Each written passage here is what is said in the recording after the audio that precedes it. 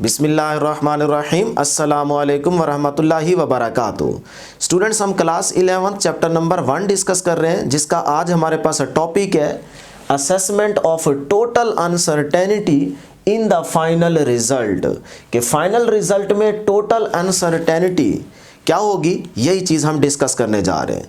अब स्टूडेंट्स याद रखिएगा कि जब हम फिज़िक्स में कुछ फिज़िकल क्वांटिटीज़ की मेजरमेंट्स लेते हैं तो उन मेजरमेंट्स को या तो हम ऐड कर रहे होते हैं या फिर समटाइम्स सब्ट्रैक्ट करते हैं या फिर मल्टीप्लाई और डिवाइड करते हैं और समटाइम्स हम उनका एवरेज भी लेते हैं। तो ऐसा करने से उनके फाइनल रिजल्ट में क्या फ़र्क पड़ता है और उनकी अनसर्टेनिटी किस तरह से ऐड होती है, इसी चीज़ को हम डिस्कस करने जा रहे हैं। तो स्टूडेंट्स यहाँ पे हम टोटल 5 स्टेप डिस्कस करेंगे, जिसमें हमारे पास फर्स्ट स्टेप क्या है, फॉर एडिशन और सब्ट्रैक्शन। कि जब हम कुछ वैल्यूज़ को या मेजरमेंट्स को ऐड करते हैं या सब्ट्रैक्ट करते हैं तो उनके फाइनल रिजल्ट में अनसर्टेनिटी क्या होगी और किस तरह से आएगी, यही चीज़ हम यहाँ पे डिस्कस करने जा रहे हैं। तो फर्स्ट स्टेप में जब भी आप वैल्यूज़ को ऐड कर रहे हो या सब्ट्रैक्ट कर रहे हो तो याद रखिएगा एब्सोल्यूट अनसर्टेनिटी हमेशा ऐड होगी। तो फर्स्ट स्टेप में एब्सोल्यूट अनसर्टेनिटी क्या होगी, ऐड होगी। अब हम यहाँ पे लेट करते हैं कि x1 की वैल्यू ये है हमारे पास और x2 की वैल्यू ये है। बुक वाली हमने यहाँ पे एग्जांपल ली है। अब यहाँ पे हमें चाहिए बेसिकली सब्ट्रैक्शन का केस। तो सब्ट्रैक्ट कैसे करेंगे, एक सेकंड के लिए इसको भूल जाए, इन वैल्यूज़ को सब्ट्रैक्ट करते हैं। तो x2 माइनस x1 16.3 आएगा, क्योंकि 26.8 माइनस 10.5 तो आंसर आएगा 16.3। तो ये हमारे पास सब्ट्रैक्शन का रिजल्ट आ गया। अब हमने क्या करना है, यहाँ पे ऐड करना है एब्सोल्यूट अनसर्टेनिटी को। एब्सोल्यूट अनसर्टेनिटी क्या होती है, बेसिकली लीस्ट काउंट होता है। तो यहाँ पे देखिए लीस्ट काउंट क्या है 0.1 और इसका भी क्या है 0.1। तो इस एब्सोल्यूट अनसर्टेनिटी जो कि x1 की है वो कितनी है 0.1 और उसके अंदर ऐड कर दें एब्सोल्यूट अनसर्टेनिटी किसकी, x2 की, वो कितनी है 0.1। तो यहाँ पे देख सकते हैं 0.1 प्लस 0.1 तो आंसर कितना आएगा 0.2। तो ये टोटल एब्सोल्यूट अनसर्टेनिटी आ गई 0.2। अब ये एब्सोल्यूट अनसर्टेनिटी इस फाइनल रिजल्ट में हम क्या करेंगे, ऐड करेंगे। तो ये हमारे पास रिजल्ट है 16.3, तो उसमें ये हमारे पास एब्सोल्यूट अनसर्टेनिटी क्या होगी जी, ऐड होगी। तो ये हमारे पास फाइनल रिजल्ट होगा सब्ट्रैक्शन और एडिशन का। तो इसी तरह आप ऐड भी करके देख सकते हैं। अब है जी सेकंड स्टेप फॉर मल्टीप्लिकेशन और डिवीजन। तो ऐसे केस में आप क्या याद रखेंगे, बड़ा इंपॉर्टेंट पॉइंट है, परसेंटेज अनसर्टेनिटीज आर एडिड। कि परसेंटेज अनसर्टेनिटी को आप क्या करेंगे, ऐड कर देंगे अगर आप मल्टीप्लिकेशन या डिवीजन का केस डिस्कस कर रहे हैं। तो इसके लिए भी हमारी बुक ने एग्जांपल दी है कि ये हमारे पास v की वैल्यू है और ये हमारे पास i की वैल्यू है। हम r रेजिस्टेंस कैलकुलेट करना चाह रहे हैं, जिसके फाइनल रिजल्ट में हम अनसर्टेनिटीज को डिस्कस करेंगे।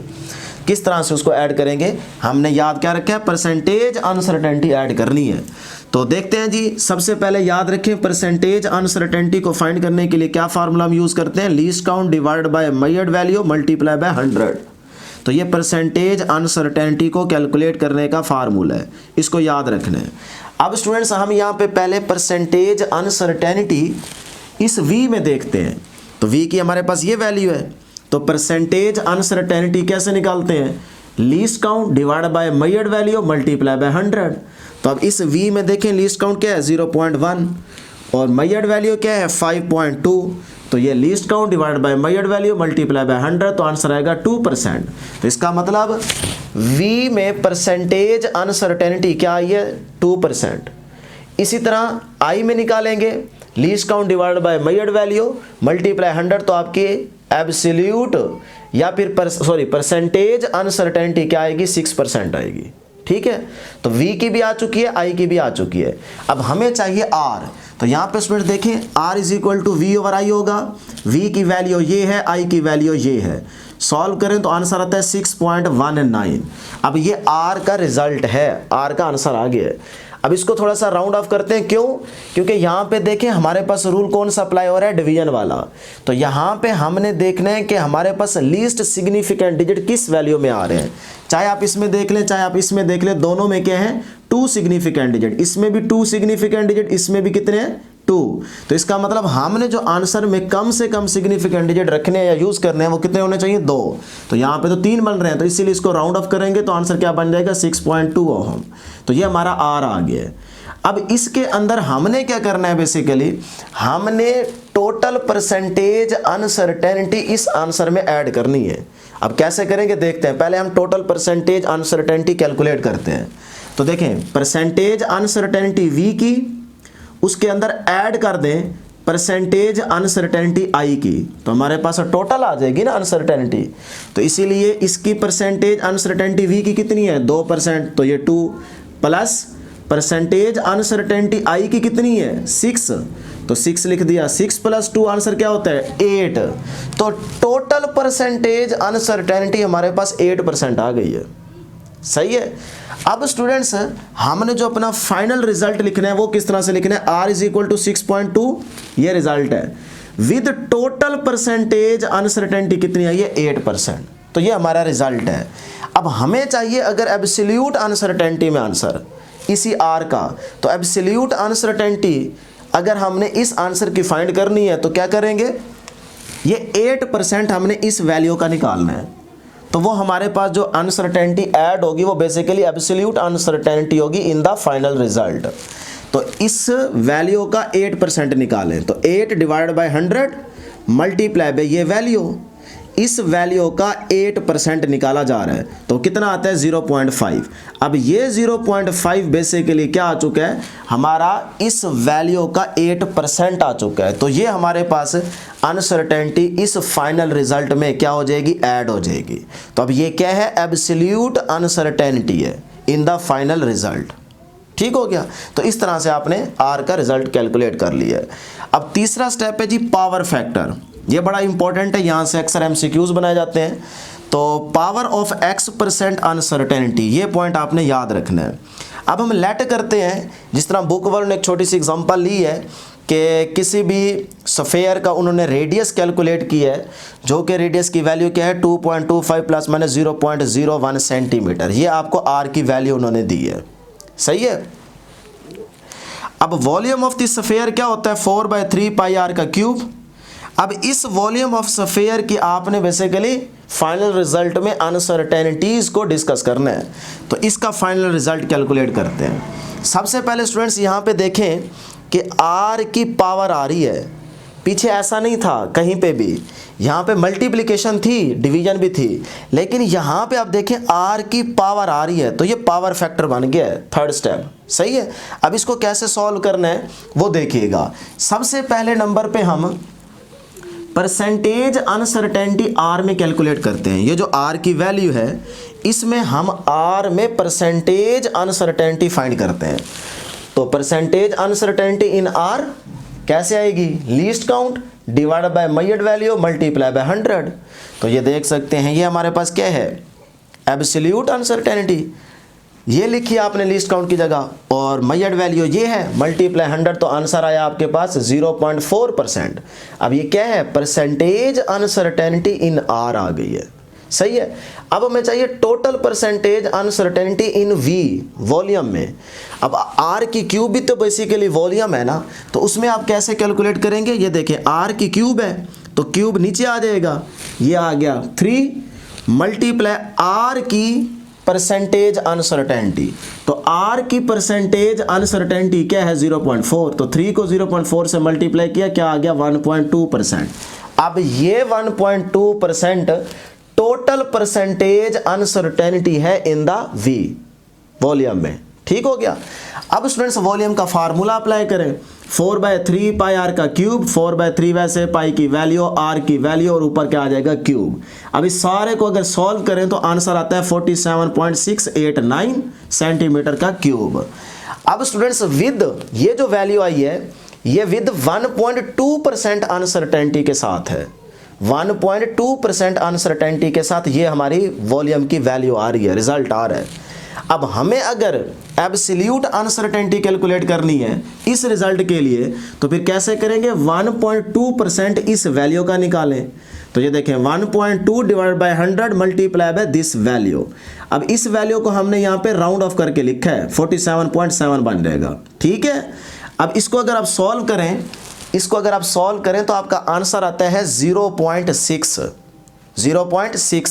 तो वो जो 0.6 है वो आपकी एब्सोल्यूट अनसर्टेनिटी है, वो इस रिजल्ट में क्या कर दोगे, ऐड कर दोगे। तो हमने लिखा v is equal to 47.7 plus minus 0.6 centimetre. तो इस तरह से ये आपका फाइनल रिजल्ट था, किस स्टेप के तहत, पावर फैक्टर वाले के जरिए। तो पावर फैक्टर के तहत हमने स्फीयर का वॉल्यूम कैलकुलेट करना था, तो उसका ये हमारे पास फाइनल रिजल्ट आ गया और उसमें एब्सोल्यूट अनसर्टेनिटी कितनी है, 0.6। ठीक हो गया जी। लास्ट में, बल्कि 4 नंबर पे लास्ट में तो हमारे पास टाइम फैक्टर है, तो 4 नंबर पे जो स्टेप है वो है फॉर एवरेज वैल्यू। अब जब एवरेज आप लेते हैं तो उसके लिए आपने निशानी याद रखनी है कि सबसे पहले आपने एवरेज फाइंड करना है, नंबर 1। ये आपकी बुक में 3 पॉइंट्स मेंशन किए गए हैं। फर्स्ट नंबर पे आपने एवरेज लेना है, सेकंड नंबर पे फिर आपने क्या काम करना है, डेविएशन फाइंड करनी है, फिर उसके बाद थर्ड नंबर पे आपने क्या करना है, मीन डेविएशन को कैलकुलेट करना है। ये नहीं भूलना आपने स्टेप।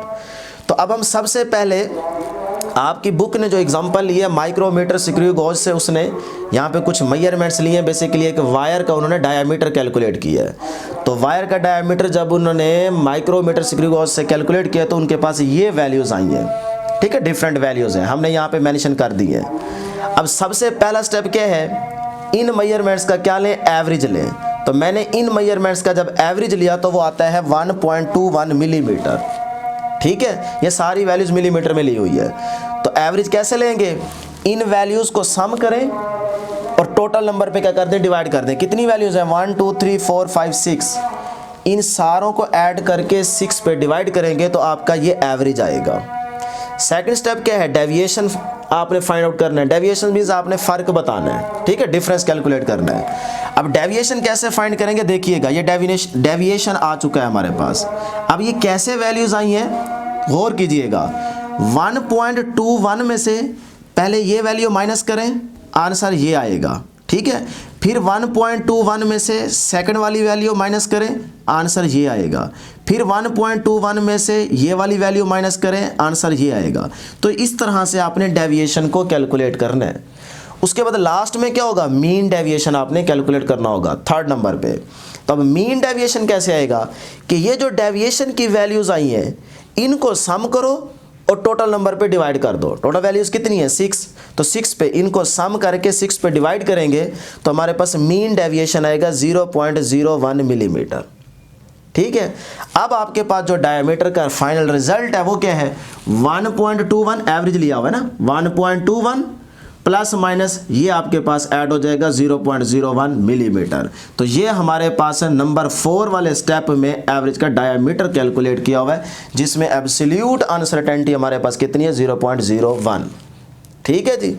लास्ट में टाइम फैक्टर है जो कि बड़ा इंपॉर्टेंट है। अक्सर स्टूडेंट्स इसमें छोटी सी गलती करते हैं कि वो जो टाइम पीरियड का रिजल्ट लेते हैं उसमें लीस्ट काउंट, जो आप टाइम पीरियड के लिए आप स्टॉप वॉच यूज़ करते हैं तो स्टॉप वॉच का डायरेक्ट लीस्ट काउंट जो है वो ऐड कर देते हैं। तो ऐसी गलती आपने नहीं करनी, इसको थोड़ा सा समझना है कि देखें टाइम फैक्टर के लिए सपोज करते हैं कि हमारे पास एक पेंडुलम जो है ओसिलेट कर रहा है, तो मैं 30 वाइब्रेशंस के लिए या 30 ओसिलेशंस के लिए मैं टाइम नोट करता हूँ स्टॉप वॉच से।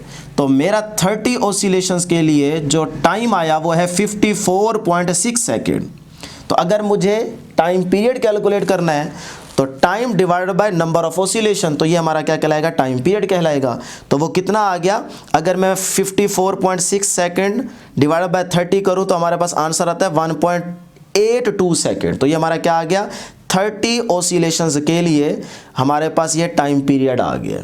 ठीक है, अब स्टूडेंट्स इसी टाइम पीरियड के रिजल्ट में स्टूडेंट्स कुछ स्टॉप वॉच का लीस्ट काउंट डायरेक्ट का कर देते हैं, ऐड कर देते हैं।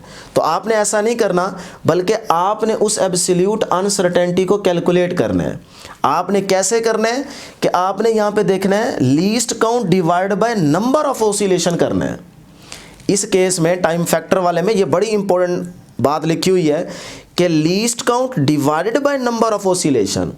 अब जो आंसर आएगा वो कितना आता है हमारे पास, देख लेते हैं। अनसर्टेनिटी क्या आती है, least count divided by number of oscillation. Least count कितना होता है स्टॉप वॉच का, आपने टाइम जो नोट किया होगा स्टॉप वॉच यूज़ की होगी ना, तो स्टॉप वॉच का होता है 0.1, तो ये लीस्ट काउंट डिवाइड बाय कितनी ऑसिलेशन है 30, तो 0.1 डिवाइड बाय 30 आंसर आएगा 0.003। तो ये अनसर्टेनिटी आ चुकी है। अब ये अनसर्टेनिटी आपने इस टाइम पीरियड वाले रिजल्ट में ऐड करनी है, तो ये फाइनल रिजल्ट आ जाएगा टाइम पीरियड का t is equal to 1.82 plus minus 0.003। तो इस तरह से ये हमारा लास्ट स्टेप था जो कि टाइम फैक्टर का था।